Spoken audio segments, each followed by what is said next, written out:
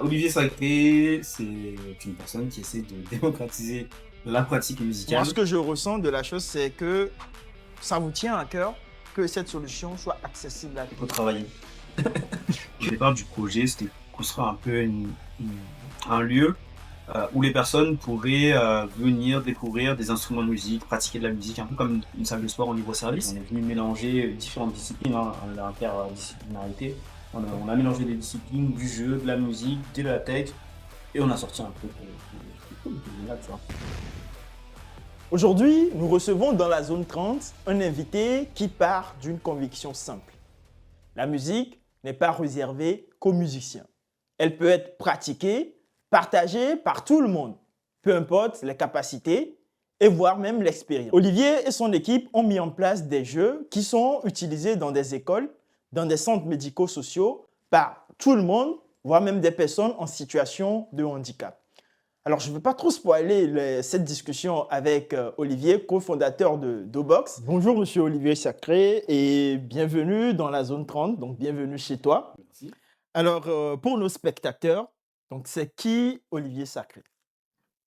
Alors, Olivier Sacré, c'est une personne qui essaie de démocratiser la pratique musicale. Actuellement, donc en tant que fondateur de Dobox. Donc, je porte ce projet-là en tant que président, donc CEO pour les termes un peu plus américains, anglais.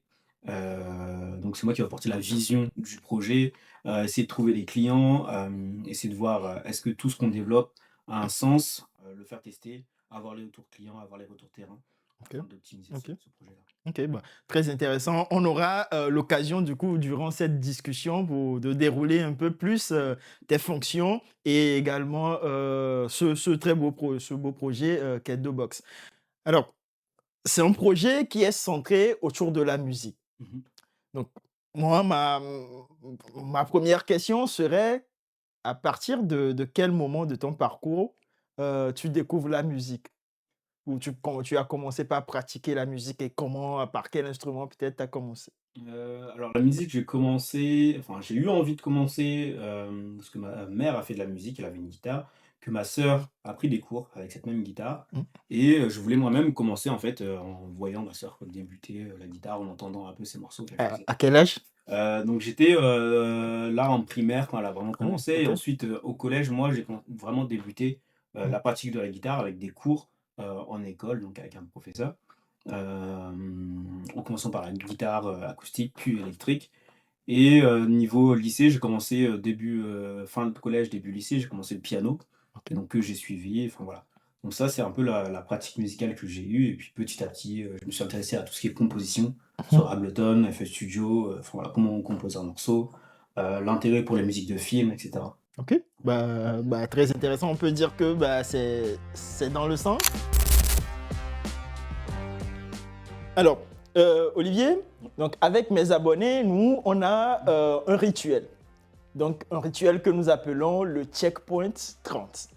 Et alors, juste pour t'expliquer très rapidement le concept, c'est que chaque invité a une question surprise, OK. donc auquel il répond, voilà, comme il le sent et tout ça.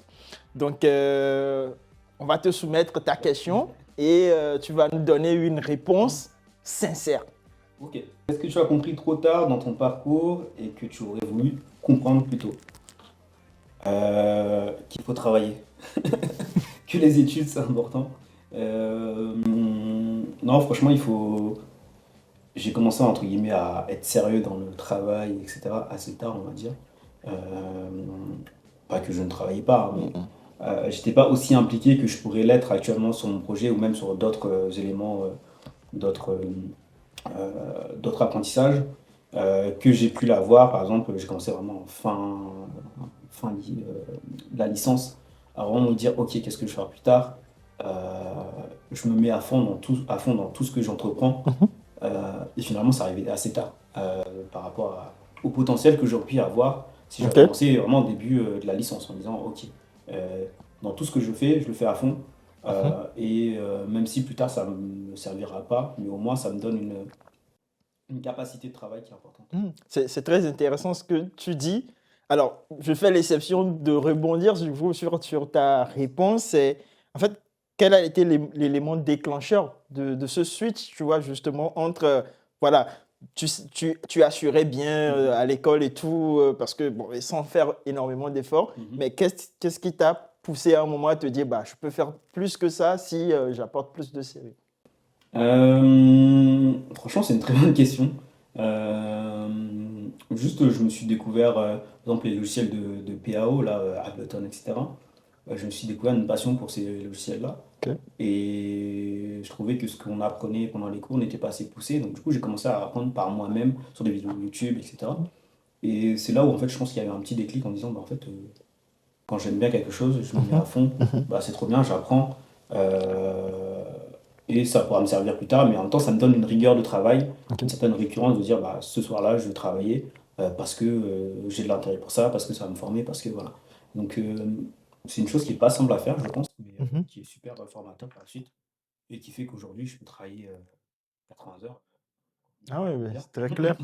Très clair. Alors, avant de rentrer dans cette discussion avec Olivier, alors je vous demande de prendre tout simplement 5 secondes de votre temps et de vous abonner à cette page. Pour vous, ça ne prend peut-être que 5 secondes, mais pour nous, c'est très grand et ça nous permet de pouvoir faire grandir cette communauté afin d'inviter d'autres personnalités qui vont venir partager leur parcours avec vous et cela pourra également transformer votre vie.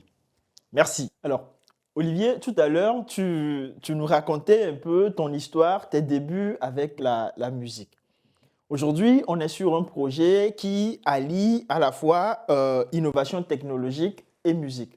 Donc, ce qui m'amène à me poser la question, à quel moment de ton parcours tu as su, ou bien à quel moment tu as switché justement de cette passion pour la musique à un projet technologique?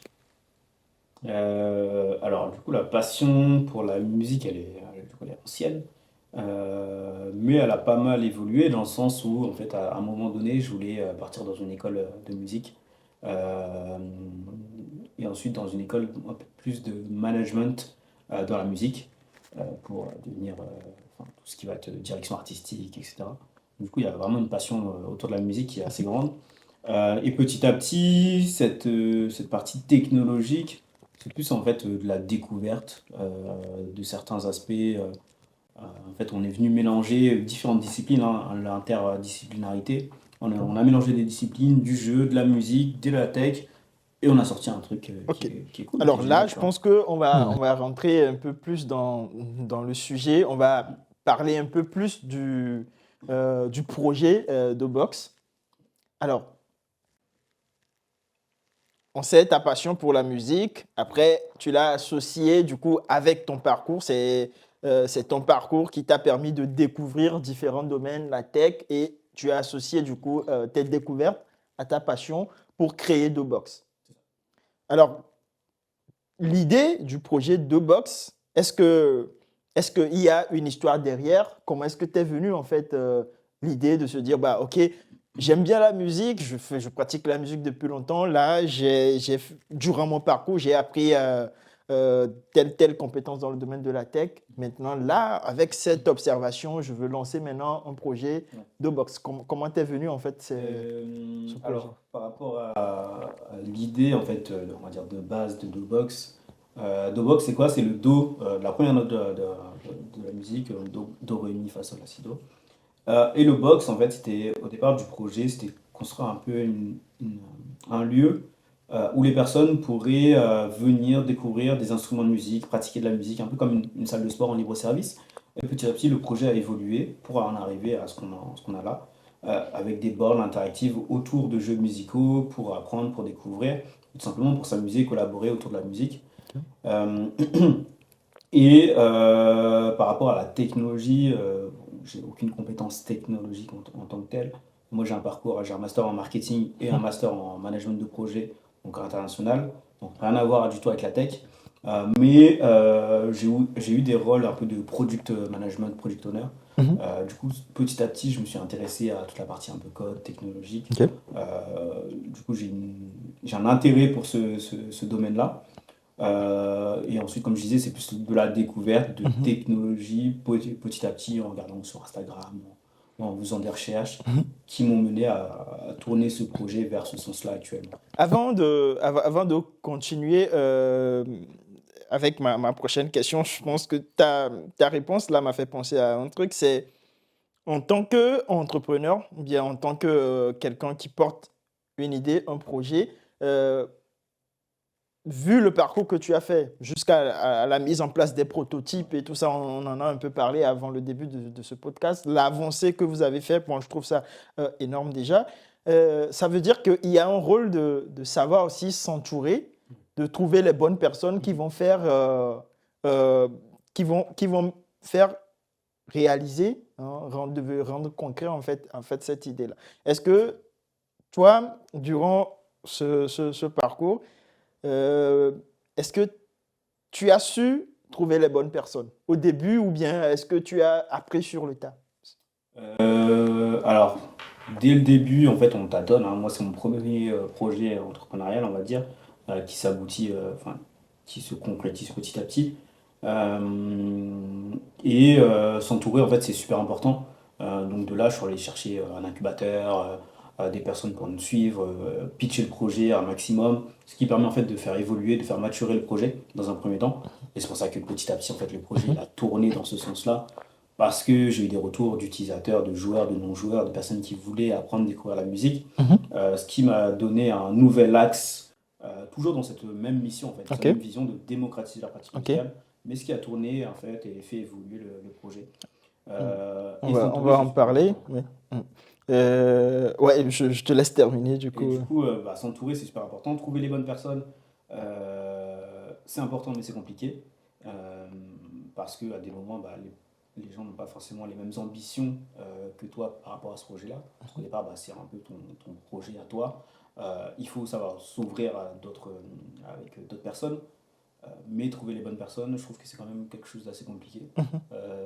Il y en a qui vont plus ou moins t'aider, qui vont être plus ou moins ouverts sur le projet. Donc c'est à toi de bien t'entourer.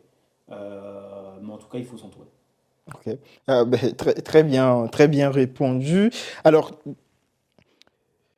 tu parlais, tu expliquais déjà un peu le nom d'Obox Ouais. de ce projet, donc la note Do combinée avec un box. Donc, Mhm. moi, pour avoir, euh, on en a un peu parlé de la genèse un peu du projet. Donc, l- DoBox, donc au début, c'était le basic fit de la musique. C'est ça. Et ça a beaucoup changé, Mhm. évolué surtout. Euh, alors, qu'est-ce qui, je pense que tu en as un peu parlé tout à l'heure, les retours terrain qui t'ont permis de te dire, bah, là, il faut switcher vers un autre modèle. Est-ce que, à part ces retours, qu'est-ce qui t'a fait comprendre que là, non, ce modèle sur lequel je suis, je sais pas, est-ce que tu le trouvais moins prometteur que ce vers quoi tu es en train d'évoluer vers? Pas forcément moins prometteur, mais beaucoup plus complexe. Déjà là, c'est complexe, parce qu'on mêle du hardware et du Oui. software. Alors, mêler comment dire, du hardware, du software et un lieu physique, c'est un autre niveau de projet. Mhm. Donc, pour un premier projet, c'était hyper ambitieux. Mais l'idée, je la trouve super intéressante. En tout cas, avec les entretiens que j'ai pu mener sur ce projet-là au départ, il y avait un fort intérêt. Mais juste, c'est beaucoup plus compliqué, ça demande beaucoup plus de temps de réflexion, de développement, et beaucoup plus d'argent, de Mhm. financier, parce qu'il faut soit la location d'un lieu, soit un investissement dans le lieu. Mhm. Donc, du coup, là, on ne parle plus de dizaines de milliers d'euros, mais potentiellement des millions pour développer ce type de projet-là. Mhm.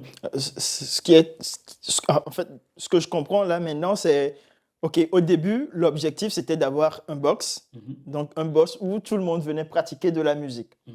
Maintenant, là, avec ce switch que tu as fait, en fait, c'est pas vraiment un switch, mais c'est plutôt un pont Ouais, vers la box physique ouais. où là, on crée des jeux qui sont utilisés par différentes catégories de personnes, des personnes âgées, les enfants, les personnes. On va un peu en discuter aussi, mais voilà, créer ces jeux-là, les faire utiliser par des gens, les faire utiliser par des structures et peu à peu arriver à des structures vraiment d'Obox même. C'est Est-ce ça. que c'est bien ça? C'est ça. En fait, c'est de faire évoluer petit à petit le projet. Parce que la conclusion que j'avais fait lors des entretiens, c'est de dire que avant d'aller sur un instrument, il faut comprendre qu'est-ce que c'est la musique tout simplement, tu vois.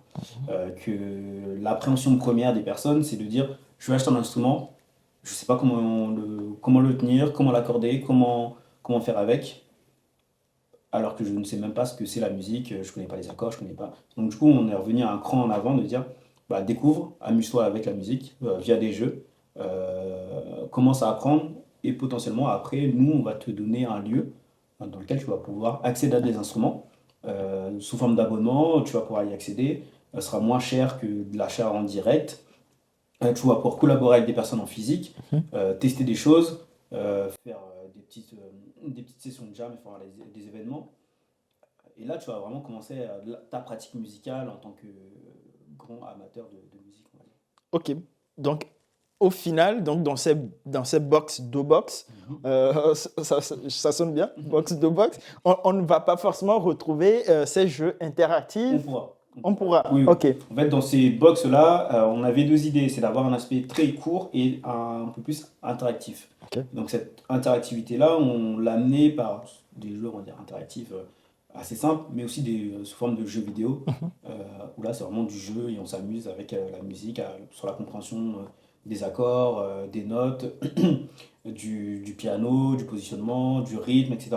Et donc là, on avait vraiment deux aspects où on aurait des cours très théoriques, Ok. pour la personne qui aime vraiment bien la théorie, parce Mhm. que dans tous les cas, il faut faire un pont entre les deux, et des jeux où nous, on amène la théorie, mais de manière très ludique. Ok. Olivier, maintenant qu'on connaît, on comprend un peu plus le contexte donc, du projet de box, moi je veux qu'on prenne un exemple concret pour que tout le monde puisse comprendre Mhm. exactement c'est quoi un produit de box. Ok. Donc on va prendre la borne, par Mhm. exemple, le Playme. Mhm. Comment est-ce que le Playme fonctionne? Ok. Oh, juste pour être un peu plus explicite, comment est-ce que le Playme va fonctionner dans un centre de loisirs, par exemple? Ok, dans un centre de loisirs, alors j'aurais plus pris un centre, un établissement médico-social. Ça On va sera encore là-dessus, on parle plus là-dessus. intéressant. Du coup, dans un établissement médico-social, le but pour nous, c'est d'installer une borne sur laquelle donc, par exemple, les personnes en situation de handicap pourront venir jouer soit en toute autonomie à des jeux, donc ils pourront lancer, naviguer sur la borne de manière tactile, ou soit sous forme d'atelier. Donc pourquoi les deux? Parce que nous, on a l'ambition de dire que en fait, ça vient créer une nouvelle activité pour eux. C'est ludique, mais en même temps, ils découvrent et ils apprennent la musique. Là où dans ces établissements-là, pour l'instant, il n'y a pas vraiment de possibilité, ou en tout cas, c'est pas assez démocratisé. Pourquoi la forme atelier? Parce que actuellement, il y a des instruments, notamment le baobao, qui existent, qui sont dans ces lieux-là, mais Ok. qui sont souvent très très chers et donc pas forcément accessibles à tous ces lieux. Et nous, on vient réduire le coût, ajouter une proposition de valeur qui est plus importante, euh, parce qu'on peut avoir de l'autonomie, on peut avoir des jeux, on peut avoir un aspect éducatif, un aspect thérapeutique aussi, Ok. grâce à la borne. On va vraiment beaucoup plus loin que ce que l'instrument baobao fait actuellement. Et concrètement, l'utilisateur va pouvoir naviguer sur une borne, donc sur notre borne, avec ce qu'on appelle la plateforme de jeu, donc c'est un kiosque, Ok. où il y a tous nos jeux qui sont référencés. Et donc il va pouvoir scroller et choisir un jeu, Ok. regarder une vidéo pour voir un peu comment ça fonctionne, lire une description. Donc tout est adapté à ces personnes-là, donc toutes les normes d'accessibilité. Ok. Et il va pouvoir lancer le jeu. Et derrière, il va pouvoir jouer donc soit avec des petits instruments devant lui, Mhm. soit avec le geste, donc c'est-à-dire avec les mains, avec des mouvements, à des jeux autour de la musique, autour de l'interprétation, voilà, du piano, et notamment sur une forme soit seule, soit de manière très collaborative. Actif en groupe. En groupe. Bah, c'est très bien expliqué.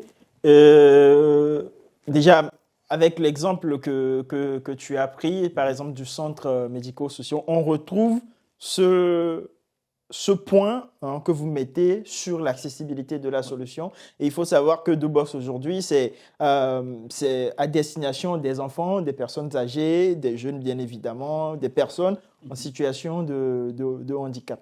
Euh, Moi, ce que je ressens de la chose, c'est que ça vous tient à cœur que cette solution soit accessible à tous. Et est-ce qu'il y a une raison particulière derrière cela? Est-ce qu'il y a une raison? Oui, parce que, enfin, de manière générale, c'est en lien avec notre mission, démocratiser donc la pratique musicale pour faire en sorte qu'elle soit accessible et ludique, donc accessible de manière très Mhm. inclusive Mhm. et ludique, donc via le jeu, via l'interaction, la collaboration.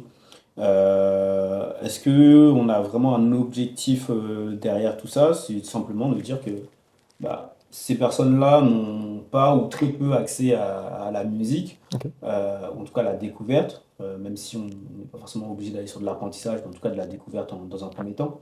Bah, nous, on va leur donner le moyen d'avoir la musique accessible pour qu'ils puissent simplement jouer. Oui.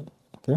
Parce que, au-delà de l'aspect thérapeutique, il y a aussi beaucoup d'autres aspects sur la cognition, sur les émotions, sur la collaboration qui sont super intéressantes grâce à la pratique musicale. Mhm. J'ai suivi aussi vos posts donc sur LinkedIn, ouais, principalement sur LinkedIn. Je mettrai le lien de Dobox donc, sur la description de cette vidéo. Donc, je vous invite à aller vous abonner à la page, à soutenir ce projet. Le plus que vous pouvez donner, faites-le. Je compte sur vous. Ce que j'ai ressenti déjà dans ces posts, c'est que vous, vous allez déjà sur le terrain. Donc, c'est vraiment vous confronter vos développements aux utilisateurs. Notamment, j'ai vu des ateliers organisés avec des enfants, des personnes âgées, des personnes en situation de handicap. Est-ce que toi, durant ces ateliers, tu as eu peut-être un témoignage, tu as eu un événement particulier qui, toi, t'a marqué et en tant que cofondateur ou fondateur de cette solution, tu t'es dit, là, je tiens le bon bout. Alors déjà, oui, on essaye de confronter au maximum les jeux, le projet, la borne, comment toute la partie un peu interface UX, UI aux utilisateurs directement. Donc là, on a fait à peu près 5 tests sur entre 100 et 120 personnes. Donc, ce qui permet à nous de récolter des données et d'avoir un maximum de retours qui sont généralement gratifiants. Parce qu'on a une nouvelle approche, c'est vraiment très nouveau ce qu'on fait. On a une nouvelle proposition. On essaye de faire en sorte que tout le monde puisse accéder et puisse jouer à des jeux autour de la musique pour la découvrir. Et du coup, si je devais donner un retour qui serait un peu intéressant, bah, il y a ceux des enfants qui c'est super intéressant parce qu'ils sont vraiment dans.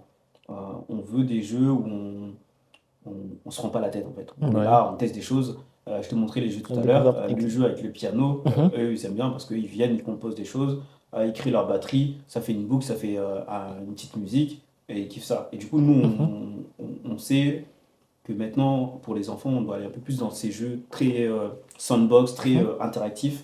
C'est super intéressant. Et d'avoir des retours des enfants qui nous disent ah ok c'est super, on ne connaissait pas, c'est incroyable, est-ce que ça va être mis ici plus tard et tout, parce qu'ils ont envie de revenir tester. Et pareil pour les personnes en situation de handicap, donc on avait fait tester dans un foyer d'hébergement, donc auprès entre 20 et 25 personnes. Okay. C'était super intéressant aussi d'avoir les retours, de voir la facilité qu'ils ont de créer. Ils sont super créatifs et c'est super intéressant et super gratifiant en fait. Ouais. Ah ouais, super. Déjà, je pense que c'est toujours la meilleure approche. Donc, en entrepreneuriat, c'est voilà, de ne pas rester dans un coin, produire une solution et aller le mettre sur le marché. Donc, pour moi, ce que vous faites là, c'est hyper important. Et bon courage là, pour vous, déjà, pour continuer dans ce sens-là. Ma prochaine question, c'est... Alors, la musique comme source de bien-être. Donc, tu viens de le mentionner.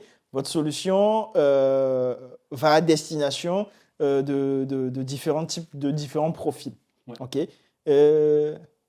Moi, par exemple, j'ai fait du karaté, tu vois, et j'ai rencontré pas mal de personnes qui, au départ, tu vois, on se dit, c'était des personnes hyper agitées, nanana. Donc, mais une fois dans cette discipline, tu sens que ces personnes, ils se calment beaucoup plus, tu vois, ils apprennent, ils sont plus disciplinés, ils changent pas mal de comportements.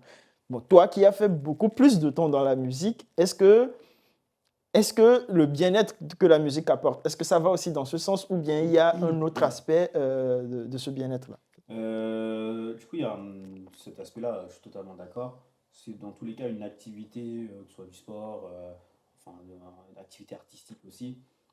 Ça, ça va venir apaiser ou nous donner un contrôle des émotions parce qu'on a besoin de se concentrer. euh, Mhm, et en même temps, on va se défouler d'une certaine manière, même si c'est de la musique ou du sport. mhm, C'est pas le même défoulement, mais c'est aussi un défoulement en tout cas du cerveau. Et du coup, la musique apporte toute cette partie un peu bah, réflexion quand tu joues sur du piano. ok. Tu dois être posé parce que tu dois comprendre ce que tu joues, tu dois aussi interpréter avec certains mouvements, un certain calme, une certaine intensité. Du coup, ça permet de venir jouer sur tes émotions Ok. et beaucoup sur la cognition, parce que tu as quand même un gros travail de mémoire Mhm, dans la musique, ça dépend si tu joues à la voilà. partition ou pas. La Mais en tous les concentration. cas, tu as besoin d'une concentration, même si tu connais pas ton morceau par cœur ou si tu le connais. Euh, donc je dirais que c'est ça, la émotion, cognition et les mouvements, parce que du coup tu as besoin d'un contrôle Oui, oui. entre ta main droite, ta main gauche. En même temps, tu lis quelque chose, tu dois l'interpréter avec ton cerveau. Mhm. Du coup, c'est super intéressant et je pense que c'est super formateur. Ouais. Et moi, j'apprends un peu de la guitare, je fais un peu de la guitare en Ouais. autodidacte et c'est pas du tout évident, tu vois, entre arriver à maîtriser les mouvements de la main et lorsque tu veux même rajouter le chant, tu sens que bah, les différents trucs, les différents organes ne sont Ouais. pas forcément connectés de la même manière et voilà. Mais ce qui est intéressant, c'est plus tu le travailles et Et plus, plus ça devient plus ça une arrive. Donc, habitude, tu vois, et c'est super intéressant. c'est Et on va parler un peu plus d'entrepreneuriat, donc de la vraie vie d'un entrepreneur. Je pense, on peut le dire, la plupart des personnes pensent que quand tu commences par entreprendre, tu es beaucoup plus libre. Donc, tu vois, c'est fluide. Donc, c'est un monde où tu vois, tout s'aligne automatiquement et tout. ok, ouais. Bon, ma question, c'est, depuis que tu as commencé ce très beau projet qu'est Mhm. DoBox, quel a été ton plus grand défi que tu as rencontré plutôt, durant le développement de ce projet? Wow. Grand défi de rester, on va dire, motivé par ce que tu fais tous les jours. Parce que c'est pas facile, parce qu'il y a beaucoup d'enjeux, parce que en fait, tu n'es jamais sûr de est-ce que ça va fonctionner. Tu as de l'enthousiasme, tu fais des tests, tu rencontres des gens, tu as un premier client, mais est-ce que les autres vont suivre? Du coup, tu es un peu tout le temps dans l'appréhension de dire ok, est-ce que j'ai pris la bonne décision pour le projet? Mhm, Et du coup, bah, en soi, pour toi-même, mhm. par rapport à ta vision, par rapport à tes objectifs sur le projet. Et surtout lorsque tu es dans cette position bah, de meneur d'équipe, non seulement tu penses à toi, mais tu penses aussi au bien-être de l'équipe. Tu te dis, mais qu'est-ce qu'il faut vraiment faire? Ouais. Donc ça rend la pression un peu plus lourde. Justement, quand on se retrouve dans ces moments de doute qui sont très naturels dans un projet, euh, toi, qu'est-ce qui te motive à continuer ce projet? Euh, Bah, ce qui me motive à continuer, c'est globalement la mission que tu t'es fixée de dire, je la relis toujours. Dire, bah, la musique doit être démocratisée, elle doit être accessible au plus grand nombre. Et donc, du coup, tu sais que par rapport à ce que tu as déjà fait là, tu as déjà bien avancé sur Ok. ta vision, ton objectif. Donc, ça permet de rester motivé. Euh, et derrière, bah, il faut juste aussi savoir prendre du recul de temps en temps, Mhm, de faire des micro-pauses sur le projet. mhm.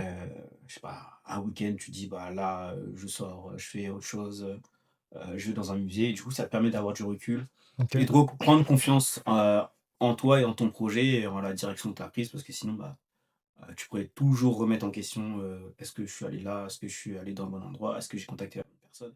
Mhm, Est-ce que la vie d'une personne, que j'ai vue la semaine dernière, elle mhm, est suffisamment pertinente pour que là, je me dise: "OK, bah, vas-y, on fonce là-dedans" ou pas? Parce que c'est un risque». Voilà, il y a mhm, beaucoup de questions et il faut savoir prendre du recul là-dessus surtout, avant de continuer. mhm.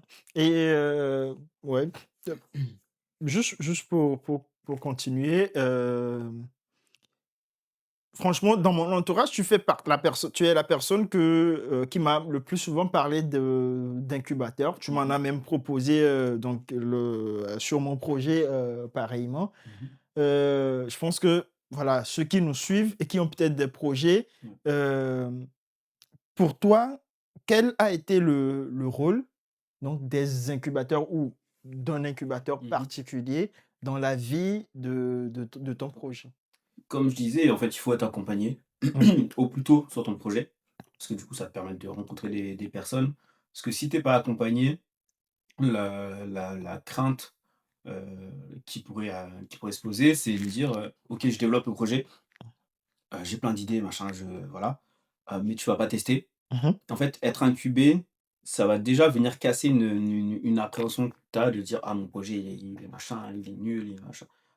Ou même la peur d'aller confronter ton projet à d'autres personnes. Du coup, Mhm. si tu es incubé, si tu es accompagné, c'est dans la bienveillance, Ok. tu as un cadre, qui est donné, tu peux parler de ton projet en toute liberté, Mhm. tu peux avoir des retours sur, non seulement sur ton projet, mais aussi pour te former Mhm. à certaines, comment dire? Avoir une expérience entrepreneuriale sur, tous les éléments, business plan, business model et cetera. Ok. Chose que tu n'aurais pas forcément, apprise toute seule ou en tout cas, découvert de manière, plus rapide, en fait. Ok. L'accompagnement Autonome. te permet de gagner du temps sur certaines formations, certaines techniques, certaines, compétences que tu pourrais avoir et tu auras besoin, en fait, plus tard. Mhm. Tu peux mettre dans ton sac à dos et avancer. Ok. Et c'est bien, tu touches ce point accompagnement. Mmh. Et je pense, moi en premier, au début, moi j'avais des idées reçues par rapport aux incubateurs. Je me Ouais. disais, bon, c'est mon projet, je vais aller en gros, donner des détails sur mon projet, Ah oui. de confier mes Mmh. prototypes. Est-ce que j'avais pas un risque à ce que, tu vois, à un moment, je perde la main sur mon propre Mmh. projet. Donc, moi, au début, j'avais un peu cette crainte parce que c'est un truc que je ne connaissais pas du tout. Donc, en parlant avec toi, j'en ai pas mal appris, du coup, du rôle donc, des incubateurs. Et là, tu viens de parler justement de l'aspect accompagnement Mmh. donc, que les incubateurs permettent aux porteurs de projets d'avoir. Est-ce que il y a des contrats où il y a, je sais pas, il y a un protocole, un processus qui permet justement de rassurer ces porteurs de projets donc qui sont incubés? Ouais, oui, oui, globalement sur les incubateurs, il va y avoir des incubateurs qui sont gratuits, Ok. et des incubateurs qui sont payants Mhm. et des accompagnements sur des programmes d'accompagnement. Ok. Moi, j'ai eu la chance et l'opportunité d'en suivre plusieurs. Donc un accompagnement à Live for Good, Mhm. qui m'a permis de travailler vraiment sur l'impact social, environnemental du projet. Mhm. C'est pour ça qu'il y a un fort impact, en tout cas au cœur de notre mission. Ok. Ensuite un incubateur et aussi un programme là actuellement de l'Union européenne, donc un Interreg, donc qui fait, interrégional, qui fait le pont entre la Wallonie et les Hauts-de-France sur des projets en lien avec, l'industrie culturelle et créative. Mhm. Et en fait, chaque accompagnement, permet d'ajouter une pierre, une évolution, une compétence, on va dire, sur ton projet Ok. et dans tous les cas, il y a un cadre. En fait, il y a l'incubateur, par exemple, j'ai un contrat, heu, avec eux, hem tu vas avoir toutes les normes autour de, bah, on va pas parler de ton projet à d'autres Mhm. personnes. Mhm. Tout ce que, ce en quoi tu tout ce que tu parles avec ton startup manager, c'est un accompagnateur, Ok. bah, c'est privé. Ok. Il va pas le divulguer et cetera. Mhm. Heu, donc en fait, il y a pas tant de crainte à avoir et dans tous les cas, en fait, au plus tu partages ton projet, ton idée, au plus ça va la faire évoluer. Mhm. Même si tu peux avoir la crainte de dire: «Oui, on va me la voler, on va me la voler», mais ils vont pas le faire de la même manière que toi, tu l'aurais fait Mhm. ou tu vas le Mhm. faire. Ok. Heu, Donc, tu portes la vision unique justement c'est de ça, tu ton portes ta truc. vision unique sur ton projet. Ils vont peut-être avoir, ce côté technique qui pourrait ressembler, Mhm. mais ils vont peut-être pas donner le même cœur, la même vision, les mêmes valeurs, dans Ok. ton projet. Donc, d'accord. Donc, tu as un côté mentorat, donc par quelqu'un de plus expérimenté, et Mmh. aussi forcément un côté réseau, parce qu'il y a d'autres entrepreneurs donc, qui seront C'est ça. dans la même structure. Est-ce que, selon toi, peut-être, est-ce qu'il y a, disons, une erreur à ne pas faire lorsqu'on rentre dans un incubateur? Une erreur à ne pas faire, c'est de pas y aller, parce qu'il y a des incubateurs où des personnes ne viennent pas sur place et cetera. Mhm. Du coup, ils bénéficient pas de tout l'écosystème, du potentiel, de l'accompagnement. Si on est accompagné, en fait, il faut aller sur place. Par OK. exemple, moi, mon incubateur, c'est Ura Creative, donc dans le Nord. Et en fait, plus tu vas sur place, plus tu vas pouvoir rencontrer des entrepreneurs qui vont t'aider sur certains sujets. Par exemple, Mmh. sur la comptabilité, sur la levée de fonds, sur aller chercher les aides de la BPI, enfin voilà, sur beaucoup de choses. OK. Et si tu es pas là-dedans, tu vas quand même au final être à l'écart. Tu vas pas bénéficier du plein potentiel de l'incubateur ou d'un accompagnement. OK. Et ce serait dommage en fait. Parce Mmh. que, enfin, il y a beaucoup à apporter. Dans un premier temps, si tu débutes, bah, en fait, tu vas tout apprendre là-bas. euh, En y allant. Avec eux et de manière un peu plus rapide sur certaines techniques, certains documents à faire, etc. OK. Est-ce que, dans les incubateurs, donc voilà, pour quelqu'un qui nous voit, est-ce qu'ils ont des plans de financement aussi ou bien c'est juste l'accompagnement sur la manière de structurer ton projet? Ça dépend lesquels. OK. Euh, Là, moi, l'incubateur où je suis, il n'y a pas de sujet de. Ils vont pas financer le projet. Ils Mmh. ne prennent pas de part, mais je sais qu'il y a des incubateurs dans lesquels on vient, on donne de l'argent s'ils sont intéressés par le projet. Par Mmh. exemple, je sais pas, 50 000 euros, mais contre une partie de l'entreprise. OK. Heu, il y a aussi des incubateurs qui sont payants, mais ils ne prennent pas de part. C'est-à-dire que tu vas Mmh. payer, je sais pas, 40 € par mois, pour venir parce qu'eux, ils estiment qu'il y a une certaine qualité et cetera d'accompagnement. Donc du coup, tu payes pour aller là-bas, OK. mais ils ne prennent pas de part. Donc en fait, il y a vraiment différents niveaux, différentes manières de fonctionner, des incubateurs. Juste aller voir sur leur site internet, OK. heu Et et voir ce qu'ils offrent. voilà, regarder un peu ce qu'ils offrent, quel type d'accompagnement, est-ce que c'est payant, est-ce qu'ils prennent une part, est-ce qu'ils ont des professionnels, je sais pas, de différents secteurs sur l'aspect juridique, sur Mmh. l'aspect protection intellectuelle, l'API, etc. Mmh. Ou pas. Voilà, OK. faut juste regarder un peu plus en profondeur. Mmh.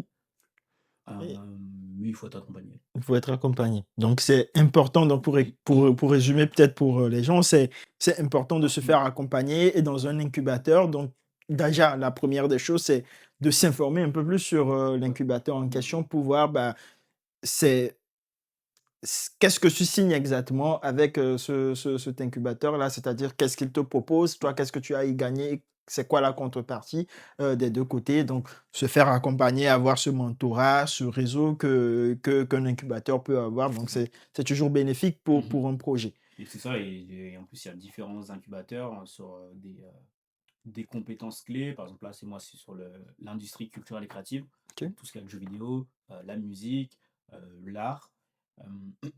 Et il va y avoir d'autres incubateurs un peu plus axés sur la santé. OK. Par exemple, dans le Nord, il y a Eura Mmh. Santé, Mmh. un peu plus axé senior sur Eura Senior, Eura Alimentaire sur l'alimentaire. Enfin, voilà, Mmh. il y a des incubateurs spécifiques sur des sujets. Donc, si vous portez un projet spécifique dans un domaine précis, c'est possible de trouver un incubateur qui a les compétences, qui connaît ce secteur-là, D'accord. et qui va pouvoir vous accompagner de manière hyper précise sur le secteur. D'accord. Merci justement pour cette, précision-là, sur ces incubateurs, c'est très important, hein et je pense que ça va aider forcément, quelqu'un qui regarde Mhm. cette vidéo. J'espère. Maintenant, si on revient encore sur Dobox, Ouais. donc où en est Dobox aujourd'hui? Donc si on va faire, un état des lieux, donc où Ok. en est Dobox aujourd'hui en décembre 2025? Alors là, en décembre 2025, donc on a fait différents tests sur différents lieux. On a confirmé notre premier client pour 2026. Et donc là, le but, c'est Félicitations. d'avoir. Merci. Et le but, c'est d'en trouver d'autres Mmh. avant la création vraiment réelle de l'entreprise, début de l'année 2026. OK. Donc il y a plein de sujets en même temps. On travaille sur la conception, le design d'une nouvelle borne qui sera beaucoup plus, comment dire, fonctionnelle, où on pourra jouer à différents jeux en mode tablette, en mode, enfin, voilà, beaucoup plus fonctionnel là-dessus. Mmh. Là, on est sur la recherche de clients. D'accord. On est en contact avec des laboratoires de recherche, donc Crystal et le CNRS, donc laboratoire de l'Université de Lille et le CNRS, Mmh. pour des sujets de R&D, tout simplement, sur le projet, pour aller plus loin sur l'accessibilité, donc notamment pouvoir jouer à des jeux avec la main, avec d'autres sujets autour de la R&D. OK. Donc globalement, voilà, c'est des objectifs, enfin, c'est l'état des lieux là actuel. OK. Bah, je pense que c'est des objectifs, très smart déjà. là, tu as parlé de ce qui a été réalisé, très bien, les solutions qui ont été mis en place, Mhm. les clients confirmés, les clients, vers lesquels vous êtes en train, d'aller Ouais. en 2026. Si aujourd'hui, en tant que porteur c'est toi qui portes la flamme de ce projet, où est-ce que tu vois Dobox en décembre 2028? Ok. Ouais, À part avoir plusieurs clients, que oui, ce oui, que vous avoir avez plusieurs aujourd'hui? clients, ça c'est sûr. Mmh. Là, on est très focus sur l'aspect médico-social, donc sur ces lieux-là, donc sur le handicap, sur les seniors, Mmh. etc. Euh, Ensuite, on aimerait bien ouvrir sur l'axe un peu plus ludique, donc aller dans les lieux multi-loisirs, avec OK, bowling, arcade, etc. Pour renouveler un peu l'offre autour des bornes d'arcade. OK. On viendrait ajouter des jeux autour de la pratique musicale, de la Mmh. découverte de la pratique musicale, Mmh. avec des petits instruments, OK. vraiment sous forme d'arcade. Tu vois. Et, ça serait vraiment ce serait incroyable d'aller vers Mmh. ce secteur-là. Et là, on a déjà un peu commencé à travailler cette vision-là, mais ensuite, c'est d'aller ouvrir tout l'aspect éducation, donc conservatoire, école de musique. Nous, on souhaiterait vraiment apporter ce projet-là, cette borne-là, dans les lieux, dans les conservatoires par exemple. Là, Mmh. on est en collaboration avec un conservatoire justement, donc c'est pour ça qu'on porte petit à petit cette vision-là à long terme. OK. Euh, pour dire, est-ce qu'on arrive à faire vraiment apprendre de la musique, de quelle manière, avec les jeux vidéo. OK. Non Et mais donc c'est pour ça qu'on collabore avec eux pour qu'ils testent les jeux, qu'ils confirment un peu le côté technique de l'apprentissage et valider petit à petit à chaque fois les jeux sur ok, on arrive à te faire apprendre un rythme, le rythme jazz, le rock, etc. petit à mmh. petit avec l'évolution du projet. OK. Non mais très très très bien expliqué. On sent que la vision du projet est claire et franchement, tout ce qu'on peut te souhaiter aujourd'hui, c'est que cette flamme continue par briller Mhm. et que, ça aille de plus en plus loin parce que ce que vous avez déjà réalisé, félicitations pour Merci. ça et que tous ces objectifs bien fixés puissent, être, réalisés. Comment est-ce que cette vision globale et avec la stratégie derrière, comment est-ce que tu le déclines Ouais. justement donc d'aujourd'hui à la prochaine, aux prochains objectifs? Du coup, par rapport à la vision, là, j'ai parlé un peu de cette partie Born Play Me, un peu atelier médico-social, euh, de manière générale, une borne un peu plus collaborative.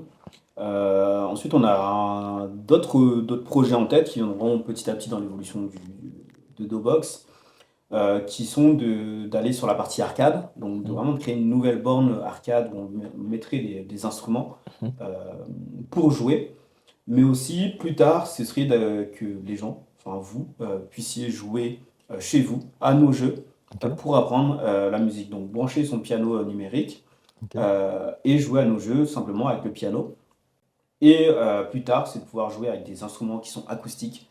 Donc tu sur ta guitare, tu OK. commences à jouer à des jeux pour apprendre le positionnement de la main sur la guitare, Mmh. pour apprendre certains riffs, certaines techniques de jeu, par exemple le picking, etc.